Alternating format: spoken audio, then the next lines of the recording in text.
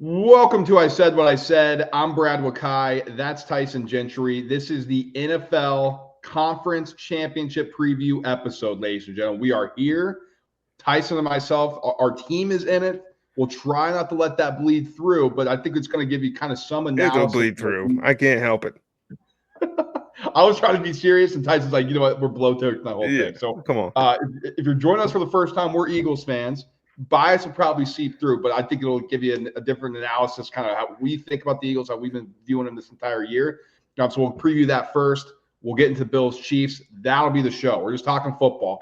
Later coming out this week, bets. What's against the spread, totals, props, whatever you think that we are on this week, we'll have that for you. But before we dive into the game stuff, Tyson, 4 teams: Commanders, Eagles, Bills, Chiefs. I think 3 of them for sure have been some of the best teams all year. Commanders are the wild card here. So what are you thinking, like, as a macro? I love getting your thoughts on this as we get ready for conference championship weekend. Oh, I love it. This is like ideal to me. That like there's at least one, like in that dragon meme, there's like 2 really strong ones and then one looks a little derpy. That's the way it's supposed to be in sports. You're supposed to have the stories here. Now we're Eagles fans, so we're not cheering for Washington, but you're goddamn right. If you're a neutral fan, you need that underdog in this whole thing, because when your team is knocked out, it's so much easier to cheer for the underdog, because at the end of the day, are you going to cheer for Patrick Mahomes to win his 3rd in a row? Probably not. If the internet is any sort of indication, nobody in the world outside of Kansas City is cheering for these guys. Are you going to cheer for the Eagles? No, because you hate people like me and Brad. You might cheer for the Bills, but if they win, that'll get old too. People are going to turn on Bills Mafia real quick. So the Commanders being here is like what this whole thing is about. This is why the NFL playoffs are superior to every other outside of maybe the NHL, but like this is what it's about. Yeah, and I think too, it also kind of represents like some hope, right? For all the if you are a fan and your team sucks, it's like, oh well, we can do it. The Commanders, we just need the right quarterback and coach. And increasingly, sure, that is tough, but I mean, there's so many easy. good quarterbacks coming out. It's just finding the right guy. And I think the Commanders are offering a beacon of hope for all these teams around the league and fans, for sure. 100%. Joe Shane, if you're listening to this, Shedeur Sanders is that guy. Go ahead, go up and get him. It'll take you right where you need to go. Exactly. All right, let's dive into this here. Commanders versus Eagles. So this is the rubber match. Eagles take the first one. Jaden Daniels was hurt with the ribs. Commanders win the second one on a crazy comeback, but Jalen Hurts got the concussion early on in the game. It was Kenny Pickett. So this is really the full strength kind of look here for both sides. Now there's injuries and people are missing the game and banged up, but I think for the actual, faces of the franchise and like the whole thing that you need here for this to be like, oh yeah, this is a fair game. We have that here, Tyson. Now Jalen Hurts is banged up. Okay, there's an offensive lineman missing for the Commanders, but this is really going to decide who the premier team in the NFC East is.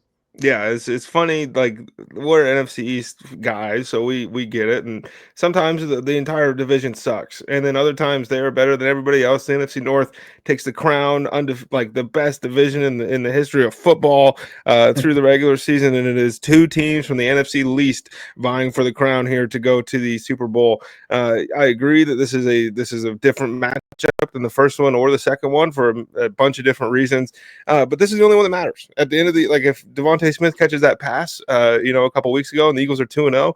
It's nobody cares. It doesn't matter. Like, you can throw those 2 things out. Washington, a fantastic draw for them, getting the Detroit Lions on a fast track with a group of we covered it, just crazy injuries, but they put up 40 points, and like, that's something to be admired in playoff time, especially with a rookie quarterback. Rookie quarterback's 0-5 starting in the conference championship games. Can Jaden Daniels change that? Can Dan Quinn do that? But Brad, most importantly here, yes, it's the NFC East and all that stuff, but Dallas Cowboys fans have to watch Kellen Moore play Dan Quinn, and that's great. And they're the first team, or the only team that hasn't made it since the last time they're in NFC championship game. Tyson, we haven't been alive with the Commanders. I'm sorry, the Cowboys making the NFC Championship game. It's crazy. The only team since we've been born, though, that's been the fact. I mean, that is just crazy to think about. Feels so good. As we kind of look at this, I'm going to do the obligatory kind of advanced stats here, folks. And if you're tuning in, I like to look at EPA stuff. And we've done this 2 separate times here, so I'm going to run through this quick. The offense for Washington is 4th in EPA per play, tied for 4th. Behind the Ravens, the Bills, the Lions. Tyson, you know who is 5th, technically, or 6th? are the Eagles. I thought this offense sucked. Everybody's talking about Jalen Hurts as that bad quarterback and all this passing offense is atrocious. And while certainly the EPA per play basis on the passing isn't great, it's still eighth. I mean, if you're looking at advanced stats, it's like, guys, we got to pump the brakes and all this stuff. So I think that's something notable. Everybody's talking about how great this Commanders offense is. Well, the Eagles are right there with them.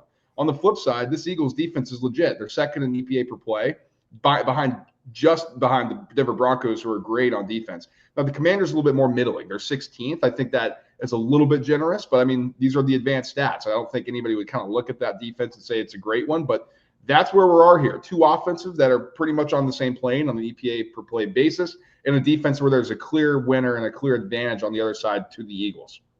Yeah, and these are two very aggressive football teams. I think that's one of the things I'm most excited to watch. We say this about the Eagles all the time, but this is an offensive line especially that will meet you right where you're at. You want to come out and be as physical as can be? Perfect, because Landon Dickerson, Jordan Mailata, Mekhi Becton, Cam Jurgens, and Lane Johnson got you covered. And the Washington Commanders, they just want to come downhill and hit you. Like they're out of position all the time, and none of it matters because they're going 100 miles an hour. And anybody that's ever played any level of sports knows it's better to make a mistake at 100 miles an hour than be perfect at 0, right? And this is a defense that just wants to fly around. They got a ton of veteran guys. I mean, it's fun, like with Jaden Daniels as the rookie quarterback and all that stuff, but who's the quarterback of the defense? Bobby Wagner. This guy's been around the block a million times. He's going to the Hall of Fame.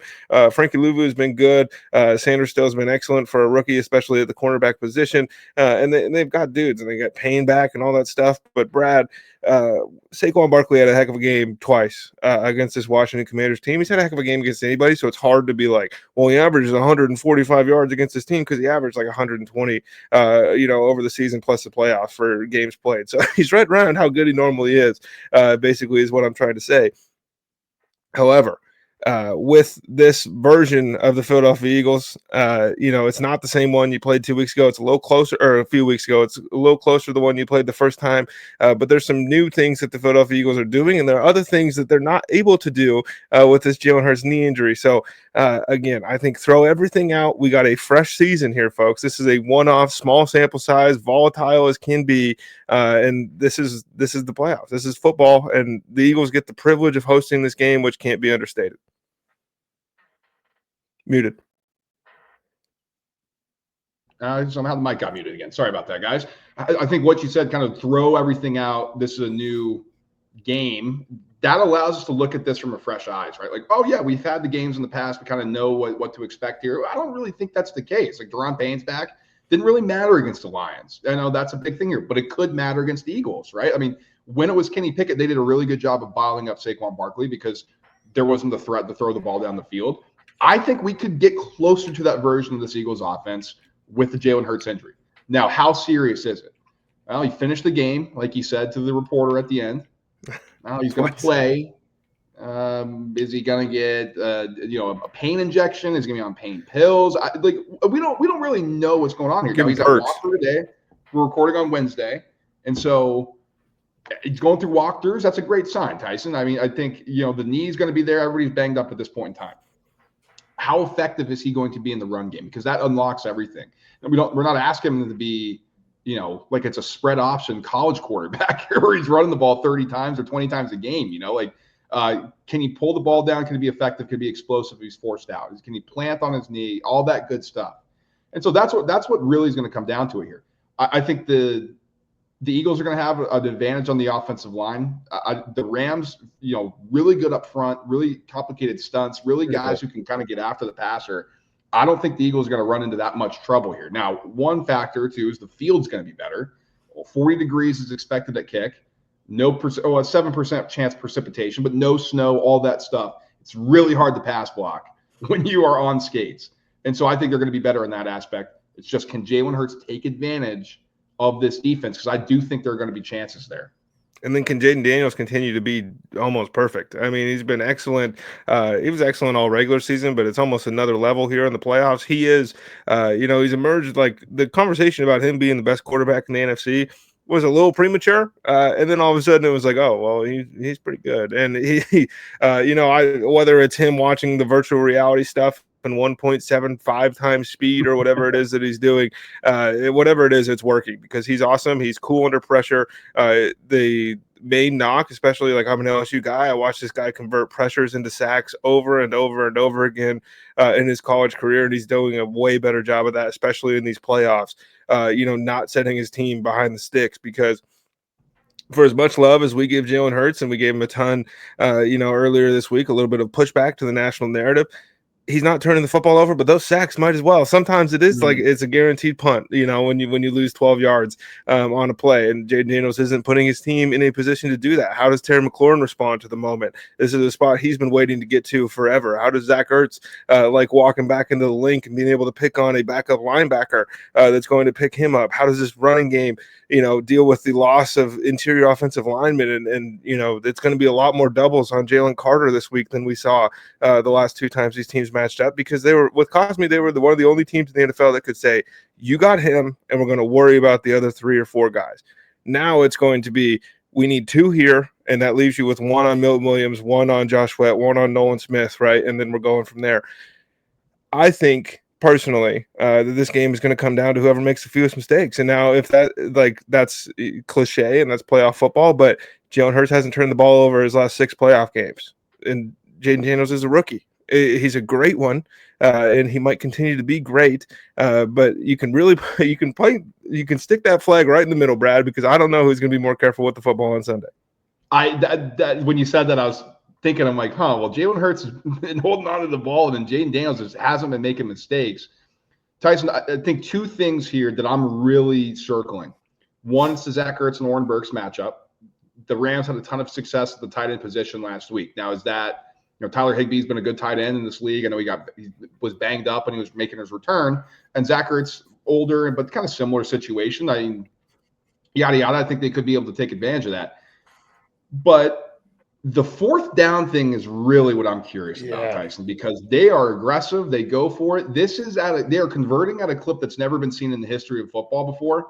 When does the variance come? Because it's going to tick down. There's no way for the rest of the career of Jaden Daniels they're converting at a 4th down clip like that. But does it come next season, right? Like, it's one of those things where the can keeps getting kicked down. It's one of those years, oh my God, we have never seen this before. Like the Vikings when it was Kirk Cousins and they won all those 1-score games, right?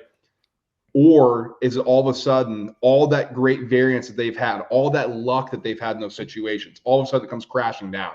They're not converting the short yardage situations. They're not getting those questionable 4th down calls to go their way, where all of a sudden, instead of 6 possessions, where they're getting points, they just threw 3 away because they try to be too aggressive.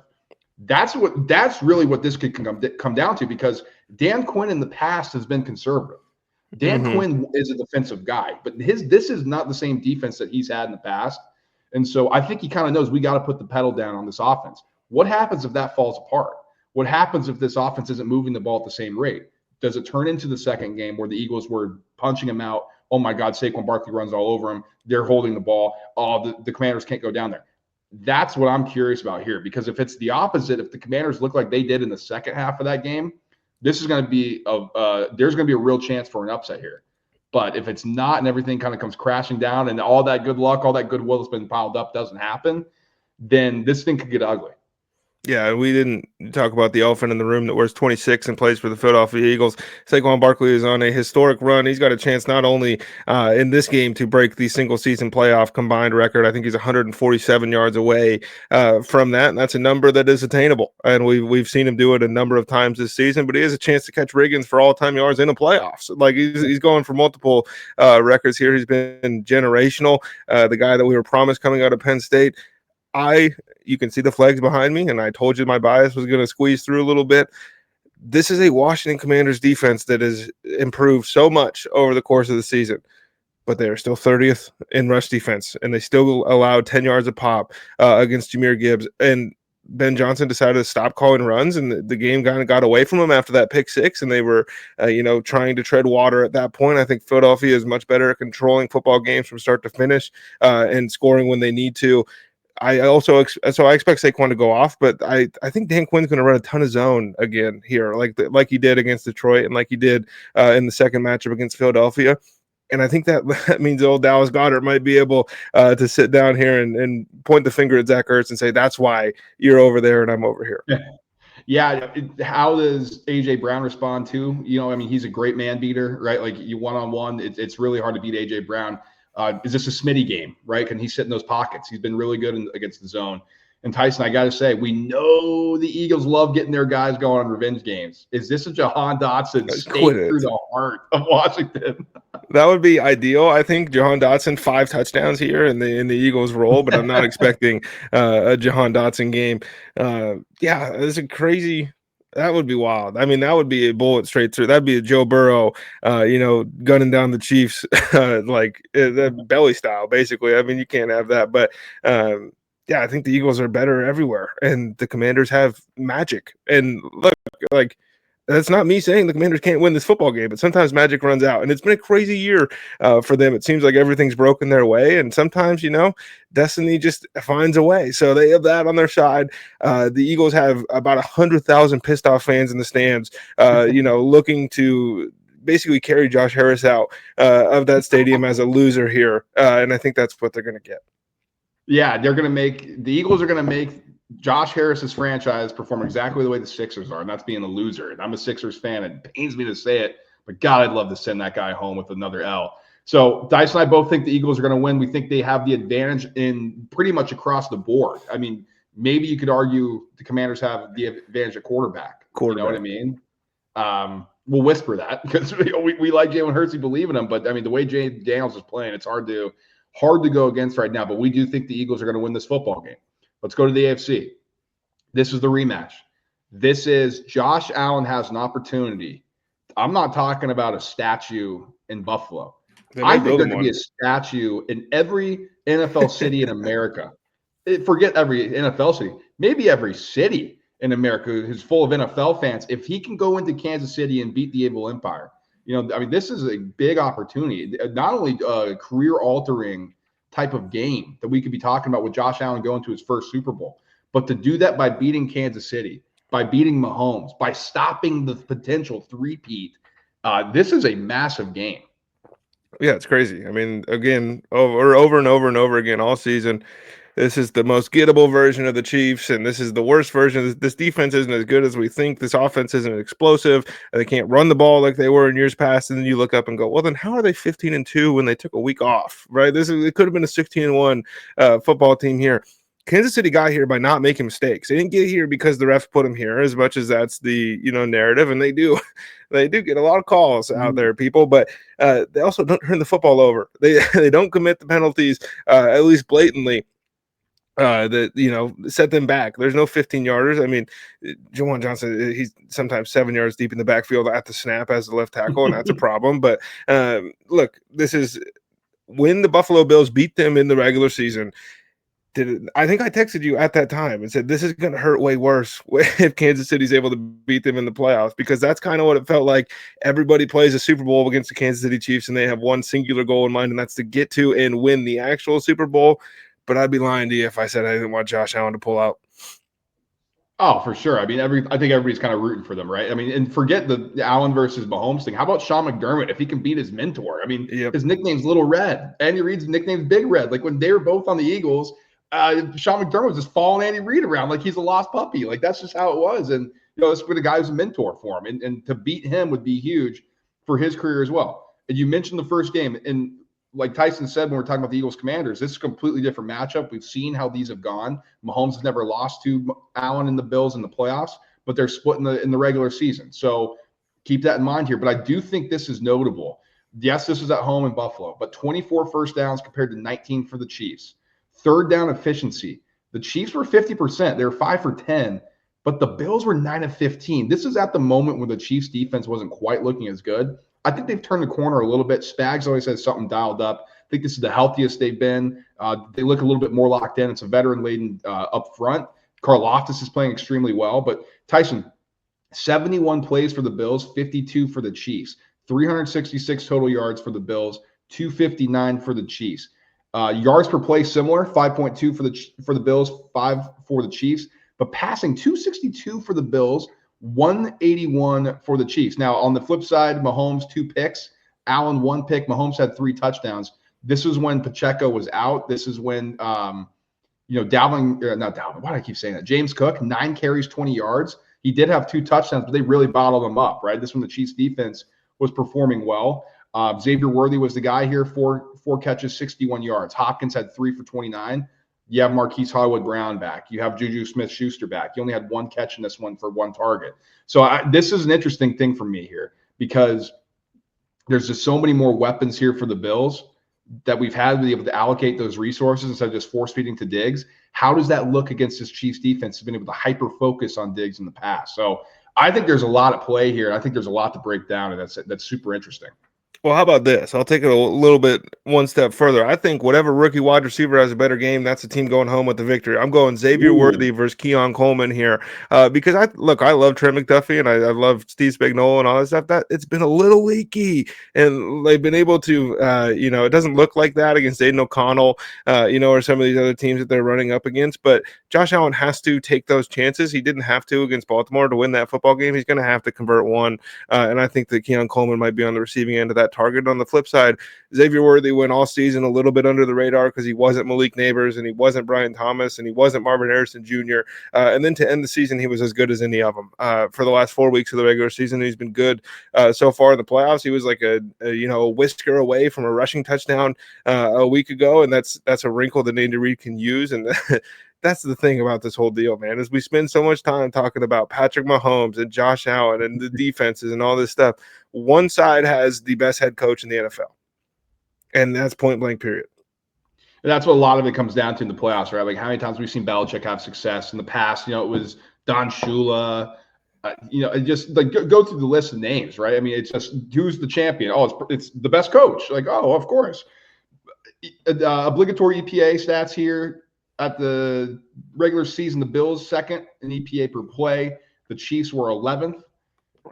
On the defensive side, the Bills were 13th. The Chiefs were 17th. So, whatever. We'll throw that out. And just so everybody's kind of aware, that's kind of what we're looking at here. Tyson, I think Travis Kelce is going to eat. This is a defense that was shredded up the middle by the Ravens. Isaiah likely was the beneficiary, and Mark Andrews, I'm sure, wishes he had a better game in this one. But, Travis Kelce at this point, Tyson, it just, oh, God, he's washed in the regular season. We saw him do this last year. Then he was just elite in the playoffs. Kind of similar thing this year. I think he only had 2 receiving touchdowns, maybe 3 in the regular season. All of a sudden, he has a 100-yard game, and he's dominant, and he's got a touchdown. And it's like, oh, my God, of course. And the guy just knows how to play, knows how to navigate the regular season. Matt Milano's back. That could be a huge thing here, especially with another game under his belt. How does that impact? I think Isaiah Likely is a better deep threat weapon than Travis Kelce right now. I'm not trying to be blasphemous. Travis Kelce can find those zones. Travis Kelce is a great route runner. He's smart. He's going to get open. He's going to catch the football. He doesn't take the top off anymore. So I'm curious to see how the Bills kind of adjust to the middle of field susceptibility that they had against the Ravens. Because I think it's going to come down to it. If you can take Travis Kelce out, and yes, Xavier Worthy has been really good, and yes, you have DeAndre Hopkins, but he's a shell of himself, and sure, you got Hollywood Brown. I would rather have those guys beat me than Travis Kelce. Like, if you're the Bills, you cannot let Travis Kelce beat you because he beat you every single time in the playoffs.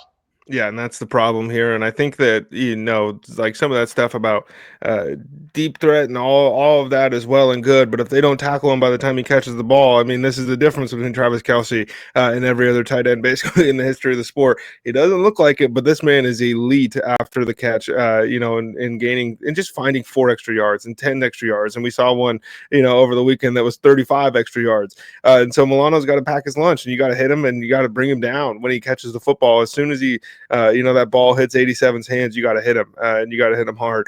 And I do think that the Buffalo Bills are, they're not afraid of the moment in the way that I felt like going into these last couple times. It was just like, even the 13-second game, it was just kind of like, man, there's like some weird aura around this Kansas City Chiefs team that I just don't think Buffalo is equipped to deal with. This is a different version of this football team. This is a mentally tougher version of this football team. We always say this is the Kirby Smart, nobody believes in us version of this football team, right? They're taking all the rat poison they can from the media, and they're filtering it out, and they're finding the headlines that say the Bills are no good. They're never going to win this football game. And so I think that's something, to be said there. But you mentioned Pacheco not being available for the first game. He got another week to maybe get a little healthier, but he hasn't looked great since he returned. And Kareem Hunt's, talk about a shell of himself. That guy had 4 good weeks in the middle of the season, and all of a sudden everybody's losing their minds. I can't believe we let the league let this happen. If the Kansas City Chiefs can't run the ball, they won't win the game. That's been true for all their Super Bowl runs, all their playoff runs. This is a team that we go, wow, 15 is crazy. But it's built off the back of 10. And Isaiah Pacheco right now, and he's got to run the football. And on the flip side, in these big moments, man, Josh Allen is so good with his legs. And he's got to be better than he was against Baltimore. I know the touchdowns, but you can't criticize Jalen Hurts for being a touch push merchant while also patting Josh Allen on the back. He's got to pick up the 3rd and 7s, the 3rd and 8 sometimes with his leg. And then one more. Can we get a Dalton Kincaid moment? Just one moment. It's been strange, man. I mean, he was such a target hog last year, and then all of a sudden he just disappeared. I mean, I know Shakir has been a bigger factor, but you got to throw it to Kincaid, man. He's a weapon. I mean, it's strange how he kind of fallen off in terms of his pecking order in the offense. But Tyson, oh man, I mean, it just comes down to this, right? Like, who's going to make the play out of the quarterbacks? In the regular season, Josh Allen did. It was that 4th down run, touchdown, win the game. In the playoffs, it's been Patrick Mahomes. Whether it's been third down conversions, whether it's been driving the team down the field and they get the last second shot, whatever the case may be, this has to be the time for the Buffalo Bills where your quarterback says, no, I am the best in the world. You know, some people say I am the best in the world, but I need to go prove it. I need to go take it. Like when Joe Burrow beat the Chiefs, everybody was like, man, I don't know if Mahomes is the guy anymore because Burrow's here. He did that because he pulled the gun out and he shot him and he finished them. The Bills have not been able to do that. They've been shooting blanks. Like, we're in this thing, and then but it gets to the firefight, they don't have the ammo, right? They're out of bullets. They got to have the bullets this time because if they don't, you're 0-4 in this situation. There's a lot of like, what can we do? What do we need to do? Are we just never going to do it? And that happens in the history of the NFL. Like, there's footnotes for a lot of teams that happen, and for the Bills, Bills, they don't pull this off. It could be them. For the Bills, like you lose 4 in a row in the Super Bowl. That's just like we joke about college teams sometimes. You don't even need to scout the players, scout the helmet. This isn't a winning football team, and Buffalo's trying to change that narrative. But Brad, until somebody beats Pat Mahomes out of the AFC that's not named Joe Burrow, I'm going to believe that he's beaten everybody. And I think the Kansas City Chiefs win this football game. We will talk about lines and props and all of that stuff on our show coming out later this week. But I believe we are getting a 2022 NFL Super Bowl rematch between the Philadelphia Eagles and the Kansas City Chiefs. Yeah, that's interesting. I think, Tyson, that at the risk of, being an ass, I'm going to say the Bills win this game. Do it. Like, it feels just insane, dude. Like, I don't know. Something's going to happen. I think all the talk about the refs, all of a sudden, maybe something doesn't go. They overcorrect? They overcorrect. That's something that could be happening here. Maybe it's a late roughing the passer call for Josh Allen that wins him the game. That would be something. So that's going to do it for our show in this preview. Like, subscribe, and share on the way out. Like Tyson said, we're going to have the picks coming out later. So you're not missing a single thing. We're putting our heads down. We're trying to find some value that we can play with you guys and share with you. So that's why you got to stay subscribed. So don't miss a single thing that comes out in the feed. Like the show on the way out if you're watching on YouTube. 5 stars if you haven't already. If you are listening in podcast form, and share it. Share it with a friend. Share it with enemies. Share it with somebody you have no clue who they are. I don't know. Maybe you're drunk at a bar or something. Who knows? You got a lot of football watching this weekend. So with that being said, we'll talk to you guys later this week for giving out picks. But it's been a great ride as we kind of start wrapping up our football season. So we'll get sentimental if we close things out, but we'll still talk to you guys later this week. So until then, peace.